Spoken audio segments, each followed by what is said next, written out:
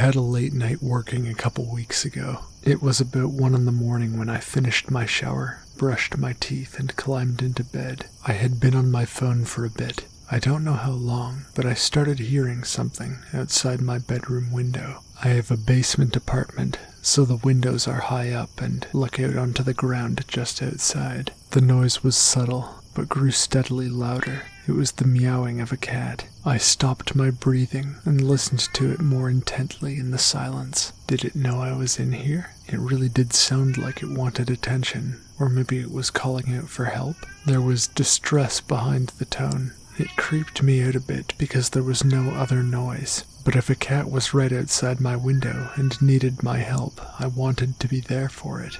I got out of bed and peeked between my curtains. I couldn't see any sign of a cat. It was a windless night, and there was no motion for my eyes to lock onto either. I was gazing upon the leaves of the yucca plant, buried in the small garden next to the window, and out across my neighbor's ashen driveway and lawn, populated by nothing. The meowing had stopped temporarily, but now it was starting up again. I couldn't tell where it was coming from, other than that it was through the window. It could have been just to the right, out of view, or maybe in that big dumpster my neighbors rented as they were doing some renovating. Closer to the window, something seemed off about the cat's tone. My hairs stood on end and I backed away. Maybe I'd been listening to too many horror stories, but I kept thinking about skinwalkers and their ability to mimic human and animal voices. I climbed back into bed with my curtains closed and tried to ignore the sound.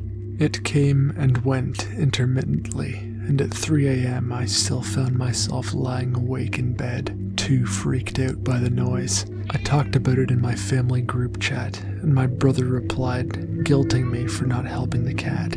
I did kinda feel bad. I live by a river, and there are foxes in the area. Maybe the cat was up high, trying to get away. I decided that I needed to at least see what was going on. It had become an interesting story in the group chat, if nothing else. I was recording on my phone as I nervously exited the front door. The meowing, which I could hear through the wall, stopped as my front screen creaked open. I crept softly towards the side of my house, going over a number of different scenarios in my head and questioning whether it was better to make noise now or remain silent. The side of my house was vacant. There were no cats in the small garden on either side of the window. I froze in my tracks, unsure of how to proceed. The night air was still silent, devoid of any meowing. Maybe I already scared it off just by opening the door.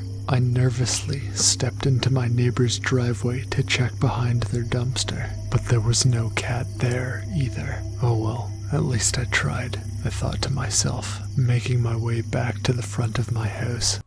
I almost fainted when I saw him. About 6'4" and must have been 350 pounds. A man stepped out from the front of my house. He was morbidly obese and naked. He had the body of about a 60-year-old man, and the hairline, wrinkled, with tons of sunspots. Thin, grey, greasy hair you could see the scalp through, combed backwards. But his face was that of an infant. His eyes were big and wide and dark. He had no eyelids. Something was off about his cheekbones. They looked deformed and jutted out down the sides of his face unnaturally. He had chubby cheeks, and his lips puckered open to reveal 2 sets of bucktooth incisors, like a rat. The skin around his mouth was red and covered with sores. A look of sheer glee appeared on his deformed face as he meowed in the exact tone the cat had. I couldn't believe something like this had succeeded in luring me out of my home. The man climbed down on all fours and lumbered toward me faster than I would have thought possible for a man of his size. I screamed and ran towards the back of my house. I could hear his arms and legs thudding as he chased after me, crunching on leaves and causing the small stones of the gravel driveway to tremble. He was making dog noises now, panting excitedly and barking after me. I sprinted through my backyard. I had a plan to loop around and get back to my front door before he did, but when I got to the other side of my house, I couldn't hear the man anymore, and and I realized what was happening. Sure enough, he had looped back around to cut me off at the front door. More excited animal noises poured out of his mouth as he came lumbering towards me again. I ran to the end of my backyard, waited until I could no longer hear him behind me, and then doubled back to my back door, fumbling desperately with my keys to open it.